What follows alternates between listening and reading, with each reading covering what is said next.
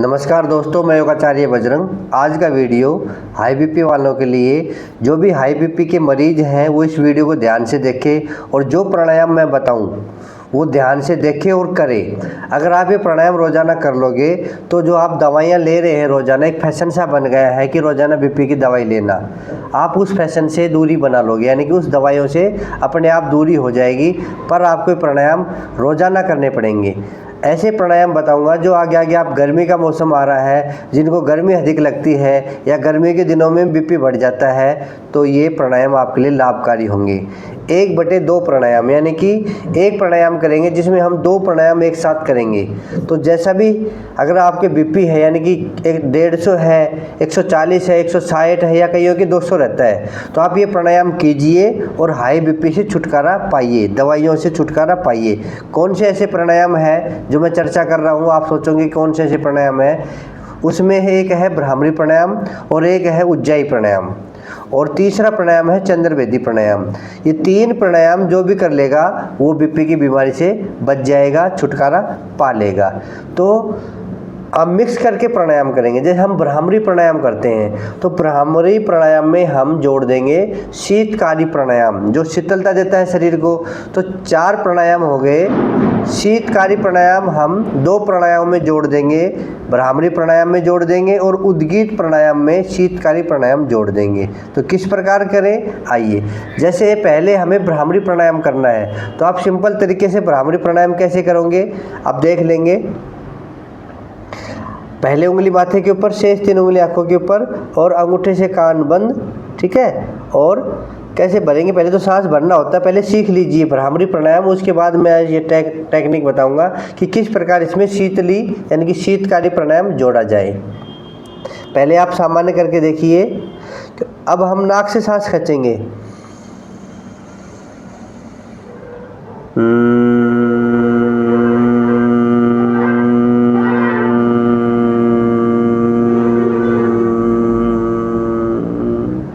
और नाक से ही खाली करेंगे। अगर हम इसमें शीतकारी प्राणायाम जोड़ दें तो ज़्यादा फायदा मिलेगा। किस प्रकार, अब शीतकारी प्राणायाम कैसे करते हैं पहले वो सीख लीजिए। शीतकारी प्राणायाम करते हैं दांतों को बीच के अंदर सांस भरना। कैसे,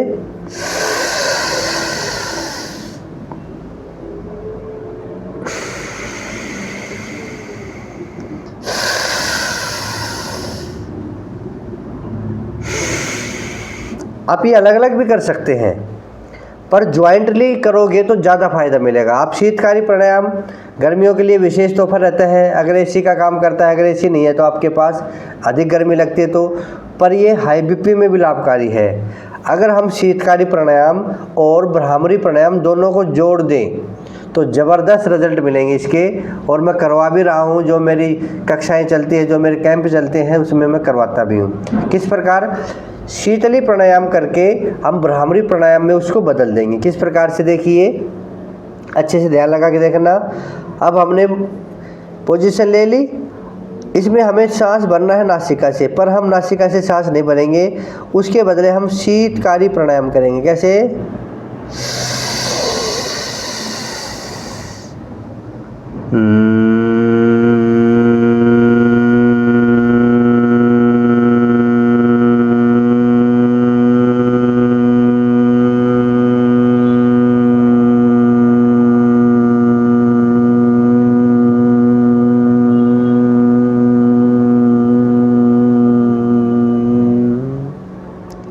एक बार और करके दिखाता हूँ।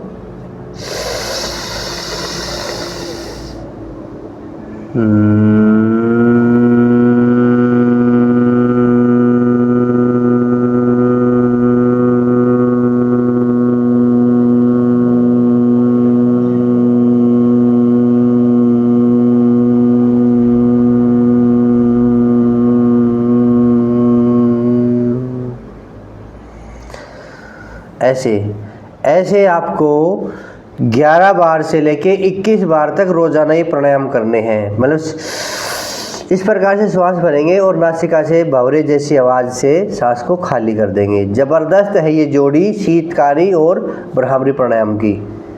ये मैंने कई लोगों पे लागू करके देखी है, तब मैं आपको बता रहा हूँ। आप अलग अलग भी कर सकते हैं, ये बीपी में अलग अलग बताते हैं, भी शीतकारी कर लो, भ्रामरी कर लो, उद्गीत कर लो, ये अलग अलग बताते हैं, पर हमने इसको ज्वाइंट कर दिया। इसी को तो कहते हैं रिसर्च। हमने कई मरीजों पे ये करके देखा है तो उसके फायदे मिले हैं। भ्रामरी प्राणायाम हम करते हैं और शीतली प्राणायाम अलग अलग करते हैं, समय बचेगा और फायदा अधिक मिलेगा। अब इसके साथ करेंगे उद्गीत प्राणायाम, वही शीतकारी प्राणायाम और उद्गीत प्राणायाम। उद्गीत प्राणायाम कैसे करते हैं, कैसे ओम का उच्चारण करना, उसको बोलते हैं उद्गीत प्राणायाम। करते हैं ना आंखें बंद करके ध्यान मुद्रा लगा के, ओ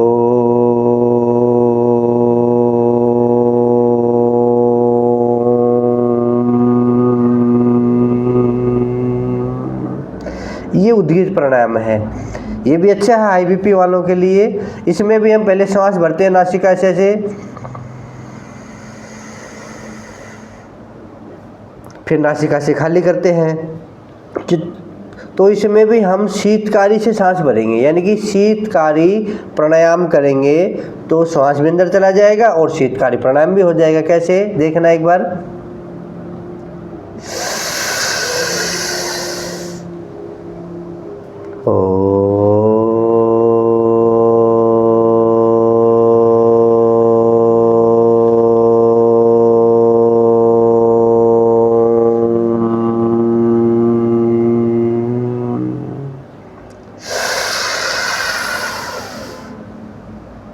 तो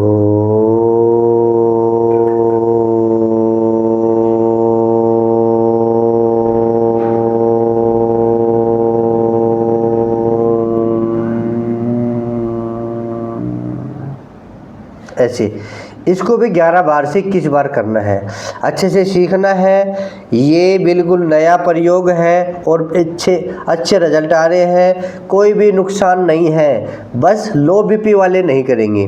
जो प्राणायाम मैं बता रहा हूँ, जिनका बीपी लो रहता है वो ये प्राणायाम ना करें, ठीक है। हाई बीपी वालों के लिए ज़बरदस्त दवा के समान काम करेगा। आपकी दवा छूट जाएगी, अभी नहीं छोड़ना, धीरे धीरे इसको करना, पहले महीने 2 महीने, फिर आपकी दवा धीरे धीरे छूट जाएगी। एक अच्छा प्रयोग है, आप इसको करके देखिए। 1% भी नुकसान नहीं है, 1% भी नुकसान नहीं है। ऐसा नहीं है कि भाई हमें नुकसान हो सकता है, आपको फ़ायदा ही फ़ायदा मिलेगा। गर्मियों में गर्मी नहीं लगेगी, ठीक है, आपको शीतलता मिलेगी, हाई बीपी से मुक्ति पा लेंगे। अब जो आखिरी प्राणायाम है जो आप कर सकते हो, चंद्रवेदी प्राणायाम है, वो मैं कई बार बता चुका हूँ। चंद्रवेदी प्राणायाम भी शीतलता देता है शरीर को और जो हाई बीपी वालों के लिए भी लाभकारी है। किस प्रकार से आप समझना, उसमें हम जो हमारा लेफ्ट नाक है, ठीक है, यानी कि जो बाई नासिका है उससे श्वास भरेंगे और दाएं से यानी कि राइट से खाली करेंगे। हर बार ऐसा ही करना है। किस प्रकार, राइट नाक को बंद कर लिया और बाएं से सांस भर लिया, पूरा सांस धीरे धीरे, फिर इसको बंद करके लेफ्ट को बंद करके राइट से धीरे धीरे खाली कर देंगे। फिर लेफ्ट से भरेंगे, राइट से खाली कर देंगे, लेफ्ट से भरेंगे, राइट से खाली कर देंगे। बिल्कुल आराम आराम से सांस भरना है और आराम आराम से श्वास को खाली करना है। ये होगा चंद्रवेदी प्राणायाम। यानी कि हम ऐसे समझा दें आपको, चंद्र सवर से, क्योंकि ये जो लेफ्ट है ये चंद्र सवर है, राइट है ये सूर्य सवर है, तो हमें चंद्र सवर से सांस भरना है और सूर्य सवर से खाली करना है। शीतलता अंदर लेके जाएंगे, उष्णता बाहर छोड़ेंगे, फिर शीतलता अंदर लेके जाएंगे, उष्णता बाहर छोड़ेंगे, ठीक है। इसको सवर के रूप में देख लिया आपने कि ये चंद्र सवर है, यानी कि ये ठंडा सवर है, ये गर्म सवर है, ये सूर्य सवर गर्म रहेगा, ये चंद्र सवर है, जो चंद्र है वो ठंडा रहेगा, ठीक है। तो आपको हमेशा चंद्र सवर से सांस भरना है और सूर्य सवर से सांस को खाली करना है। क्या समझे, लेफ्ट से भरना है, राइट से खाली करना है, राइट से वापस नहीं लेना है। हर बार लेफ्ट से लेना है, राइट से खाली करना है। नाड़ी के रूप में देखें तो ईड़ा नाड़ी और पिंगला नाड़ी। ईड़ा से सांस लेना है, पिंगला से सांस को छोड़ना है। ईड़ा से लेना है, पिंगला से छोड़ना है। उल्टा पुल्टा नहीं करना है, आपको अनुलोम विलोम नहीं करना है। स्पेशल हाई बीपी वालों के लिए चंद्रवेदी प्राणायाम है, आप इसको रोजाना करें। अलग अलग करो तो शीतकारी हो गया, ठीक है, और भ्रामरी हो गया, उद्गीत हो गया, और ये चंद्रभेदी हो गया। इसको अलग कर लेना और वो ज्वाइंटली कर लेना, शीतकारी प्लस भ्रामरी प्राणायाम, शीतकारी प्लस उद्गीत प्राणायाम करके देखिए आप, अच्छा लाभ मिलेगा। अच्छा प्रयोग है ये, शरीर को शीतलता मिलेगी। अगर किसी को अधिक गर्मी लगती है, अधिक पसीने आते हैं, तो ये प्राणायाम आप कर सकते हैं। तो हाई बीपी वाले बेफिक्र होके ये 3 प्राणायाम जरूर करें। थोड़ा समय दें इनको, 11 बार से लेके 21 बार करें, जल्दबाजी में ना करें, बिल्कुल आहिस्ता आहिस्ता करें, बिल्कुल साफ मौसम में, विशेषकर सुबह सुबह के मौसम में आप करें। बिल्कुल ठंडी ठंडी शीतलहर चले, बिल्कुल ताज़ा ताज़ा हवा चले, और एकांत में बैठ के करें। शांति से करोगे तो अधिक फ़ायदा मिलेगा। आप किसी आवाज़ आती जगह पे करोगे, चहलकदमी अधिक है वहाँ पे, तो कम फ़ायदा मिलेगा। तो आप एकांत में अपनी छत पे बैठ के कर सकते हैं, पार्क में एकांत जगह बैठ के कर सकते हैं। तो हाई बीपी से छुटकारा पाने के लिए मैंने आप लोगों के प्राणायाम बताए हैं, तो आज से लग जाइए। आप सुबह और शाम दोनों समय कर सकते हैं, ठीक है। तो किसी को भी अगर हाई बीपी है उसके पास ये वीडियो शेयर कर दीजिए। बहुत सारे रोगी हैं हमारे देश में हाई बीपी के, तो कोशिश करें अपने मित्रों को अपने व्हाट्सएप ग्रुप पे ये वीडियो डाल दीजिए। हाई बीपी वालों के लिए विशेष लाभकारी वीडियो है ये। और जो चैनल पे नए हैं वो चैनल को सब्सक्राइब कर लीजिए और हमारे सदस्य बन जाइए। अच्छे से योग सीखने के लिए आप चैनल को सब्सक्राइब कर सकते हैं। योगा विद बजरंग ये चैनल का नाम है। आप बने रहिए हमारे साथ, रोज़ाना योग सीखते रहिए। जो हमने वीडियो डाल रखे हैं उनको देखते रहिए। जो भी बीमारी उसके अनुसार हम वीडियो डाल देते हैं, ठीक है। अगर फिर भी कुछ समझ में ना आए तो मेरे व्हाट्सएप नंबर है, मेरे वैसे भी नंबर है 94 662 23 669। इस नंबर पे आप व्हाट्सएप करके अपनी बातें पूछ सकते हैं। वीडियो को शेयर करना बिल्कुल भी ना भूलें। नए हैं तो सब्सक्राइब करना भी ना भूलें। फिर मिलेंगे अगले वीडियो में। आज के लिए इतना ही। जय हिंद, जय भारत, धन्यवाद।